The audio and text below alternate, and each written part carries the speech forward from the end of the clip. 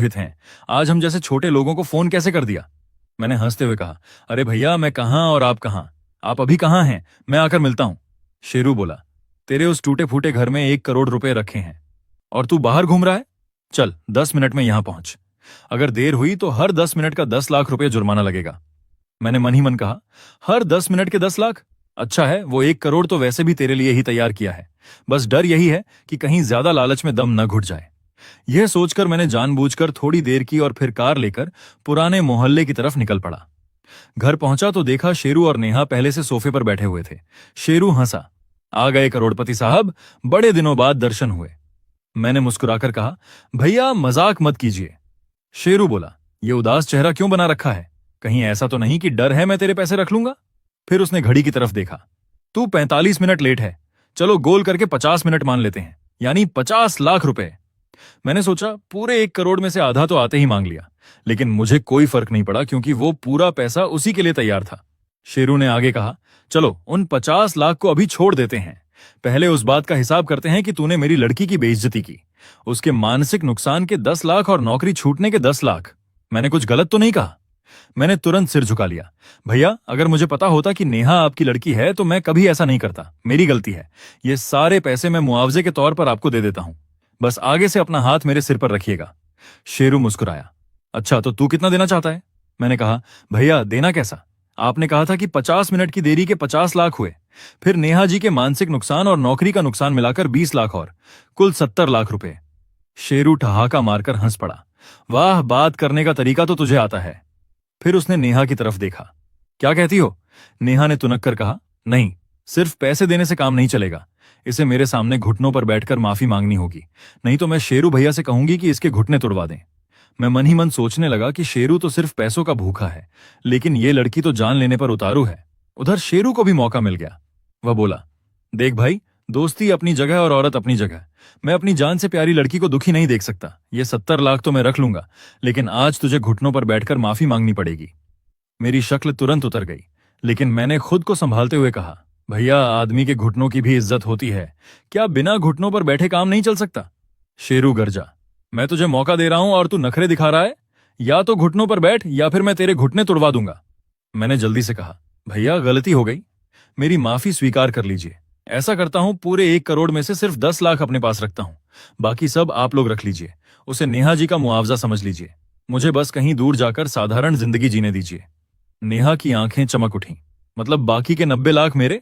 मैंने तुरंत कहा, जी नेहा जी आप बड़े दिल वाली हैं, मेरी गलती माफ कर दीजिए। नेहा ने घमंड से कहा, चलो भिखारी आज समझदारी दिखा दी, ये पैसे हम रख लेते हैं, लेकिन आगे कभी मेरे सामने मत आना। शेरू भी खुश हो गया, ठीक है, जब पैसे खत्म हो जाएं तो मेरे पास आ जाना, सबसे कम ब्याज पर फिर से पैसे दूंगा।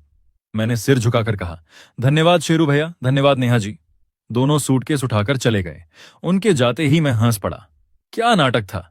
ऊपर से मुझे घुटनों पर बैठाना चाहते थे, और ये शेरू भी कमाल का व्यापारी है, मेरे ही पैसे मुझे उधार देगा और ऊपर से ब्याज भी लेगा। मैंने हंसते हुए वो नकद पैसे जो अपने पास रखे थे लाइटर से जला दिए, फिर पूरे घर को देखा और गहरी सांस ली। खत्म हो गया, अब नई जिंदगी शुरू होती है। इतना कहकर मैंने मोबाइल निकाला और एक फोन मिला दिया। मैं सोचते हुए कार लेकर वापस होटल की तरफ जा रहा था कि तभी पुलिस से कॉल बैक आया। उन्होंने बताया कि शेरू को हिरासत में ले लिया गया है और मुझे बयान देने के लिए थाने आना होगा। मैं सीधे नई सिटी के पुलिस स्टेशन पहुंच गया। वहां शेरू जोर जोर से कह रहा था, ये सारे पैसे मेरे नहीं हैं, रोहित ने दिए हैं, मेरे पास सबूत है, ये वही पैसे हैं जो इसने सोना बेचकर कमाए थे। मामले की जांच कर रहे इंस्पेक्टर का नाम विजय था।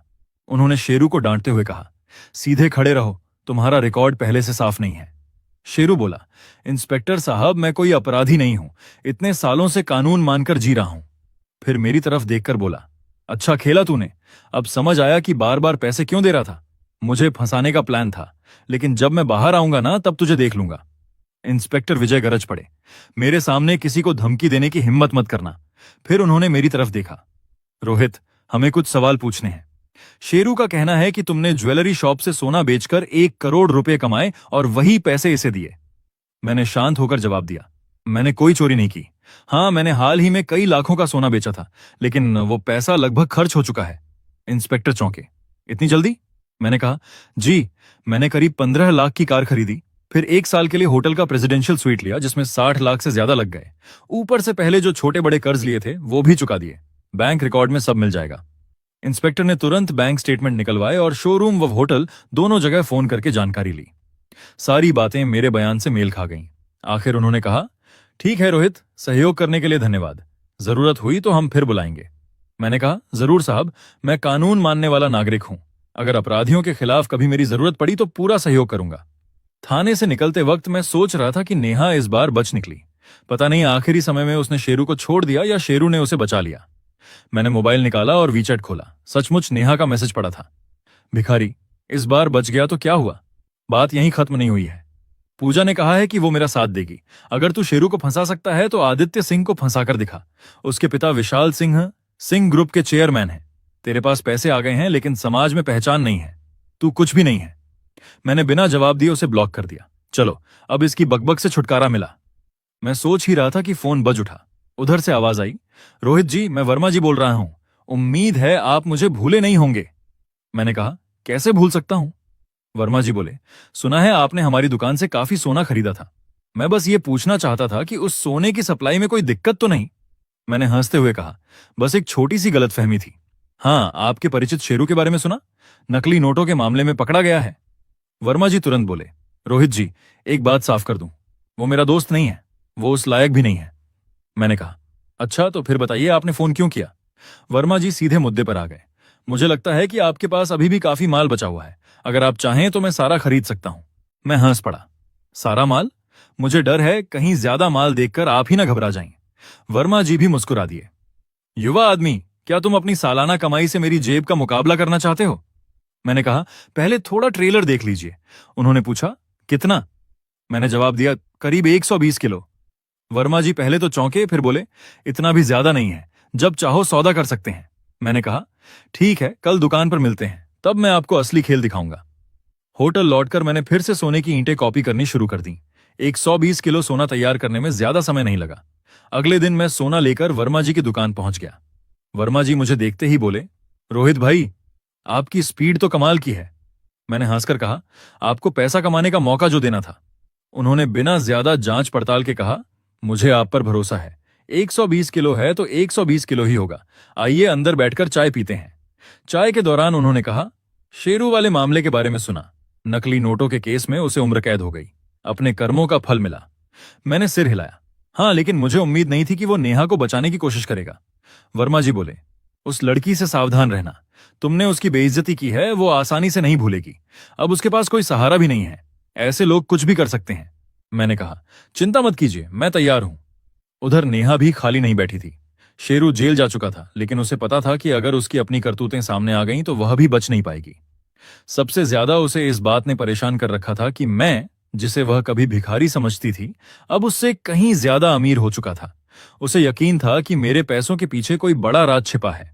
उसने पूजा को फोन किया, लेकिन कोई काम की जानकारी नहीं मिली।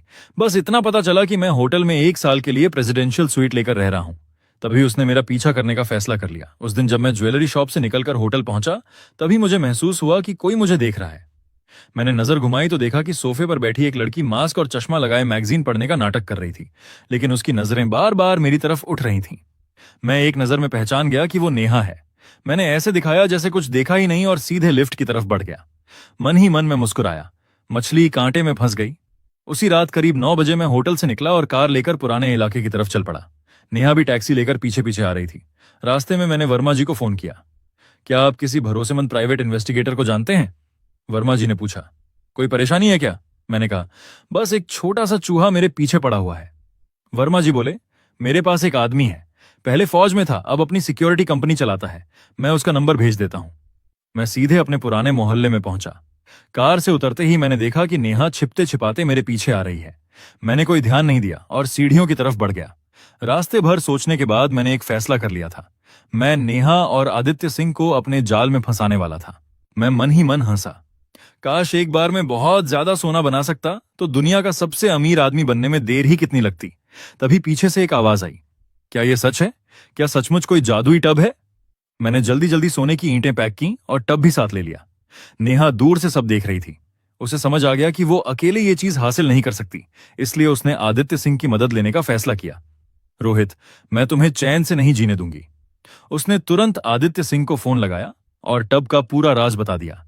आदित्य को शुरुआत में विश्वास नहीं हुआ, लेकिन वैसे भी उसकी मुझसे दुश्मनी थी, इसलिए उसने नेहा का साथ देने में कोई हिचक नहीं दिखाई। दोनों ने मिलकर मेरे खिलाफ योजना बनानी शुरू कर दी। उधर होटल लौटते ही मैंने वर्मा जी द्वारा बताए गए पूर्व सैनिक को फोन किया। हेलो, कौन? मैंने संक्षेप में पूरी बात समझाई और अगले दिन मिलने का समय तय किया। कुछ लोग मेरे पीछे पड़े हैं, उन्हें लगता है कि मेरे पास कोई बहुत कीमती चीज है, मुझे उन पर नजर रखनी है। उसने पूछा, कौन लोग? मैंने जवाब दिया, एक लड़की है नेहा, पहले शेरू के साथ घूमती थी। दूसरा आदित्य सिंह है, सिंह ग्रुप के मालिक का बेटा। उसने कहा, ठीक है, मैं अपने लोग लगा देता हूं। मैंने आगे कहा, और आदित्य के पिता विशाल सिंह के बारे में भी जानकारी निकालो, खासकर शेरू के साथ उनका कोई संबंध रहा है या नहीं। उसने सिर हिलाया और ज्यादा सवाल नहीं किए। 1 हफ्ते बाद उसने मुझे खबर दी, नेहा और आदित्य कई बार मिल चुके हैं, दोनों मिलकर तुम्हारे उस टब को हासिल करने की योजना बना रहे हैं। मैंने कहा, एक और काम करना होगा, बिल्कुल इसी जैसा एक दूसरा टब ढूंढो, देखने में फर्क नहीं होना चाहिए। उसने पूछा, आप क्या करने वाले हैं? मैंने कहा, यह जानने की जरूरत नहीं है, बस टब ले आओ। 3 दिन बाद नकली टब तैयार था। मैंने असली टब होटल के लॉकर में रख दिया और नकली टब कमरे की सेंटर टेबल पर छोड़ दिया। फिर एक दिन होटल के रेस्टोरेंट में खाना खाते समय जानबूझकर अपना रूम कार्ड वहीं छोड़ आया। जैसा मैंने सोचा था वैसा ही हुआ। मेरे निकलते ही नेहा चुपके से आई और रूम कार्ड उठा लिया। मैंने तुरंत सिक्योरिटी टीम को सूचना दी, उनकी लोकेशन मिलते ही मुझे बताना। कुछ समय बाद आदित्य और नेहा उस नकली टब के सामने खड़े थे। आदित्य ने पूछा, यही है वो जादुई टब? नेहा बोली, हाँ, मैंने अपनी आंखों से देखा है, रोहित इसी से सोना बढ़ाता है। आदित्य ने जेब से सोने की एक ईंट निकाली और टब में फेंक दी। दोनों कई सेकंड तक इंतजार करते रहे, लेकिन कुछ नहीं हुआ। आदित्य का चेहरा गुस्से से लाल हो गया। नेहा, तू मेरे साथ मजाक कर रही है? नेहा घबरा गई। नहीं, मैंने सच में देखा था, शायद कोई मंत्र होगा या फिर कोई खास समय। फिर उसने पूछा, लेकिन ये टब तो एक ही है, अगर ये काम करता है तो हम इसे बांटेंगे कैसे? आदित्य ठंडी हंसी हंसा, ऐसी चीजें किसी के साथ शेयर नहीं की जाती। नेहा समझ गई कि कुछ गड़बड़ है। तुम पूरा अपने पास रखना चाहते हो? आदित्य ने तुरंत अपने बॉडीगार्ड्स को बुला लिया। अब इसकी जरूरत तुम्हें नहीं है। नेहा चीखने लगी, ऐसा मत करो, मैंने तुम्हें सारी जानकारी दी है। लेकिन बॉडीगार्ड उसे घसीट कर बाहर ले जाने लगे। तभी गोदाम का शटर अचानक खुला और कई स्पेशल पुलिस अफसर अंदर घुस आए। 3 दिन बाद मैं हिरासत केंद्र में आदित्य से मिलने गया। मैंने मुस्कुराकर पूछा, तो आदित्य, टब कैसा लगा? वह गुस्से से चिल्लाया, रोहित, तूने मुझे फंसाया है, यह सब तेरी साजिश थी। मैंने शांत स्वर में कहा, मैंने क्या किया? तुम खुद मेरे कमरे में चोरी करने घुसे, एक टब के लिए इंसान को अगवा करने तक पहुंच गए। आदित्य दांत पीसते हुए बोला, वो टब नकली था। मैंने कहा, बिल्कुल, कोई जादुई टब नहीं होता। नेहा जैसी बेवकूफ लड़की को बहकाना आसान था, लेकिन मुझे उम्मीद नहीं थी कि तुम भी इतनी बेतुकी बात पर यकीन कर लोगे। अगर सच में ऐसा टब होता तो क्या मैं दुनिया का सबसे अमीर आदमी नहीं बन गया होता? मैं वहां सिर्फ इसलिए आया था ताकि इस कहानी का अंत कर सकूं। अगर कभी किसी को उस टब पर शक भी होता तो अब आदित्य खुद किसी को यह कहानी बताने की हिम्मत नहीं करता। आखिर कौन मानेगा कि उसने एक टब के लिए इतना बड़ा अपराध किया?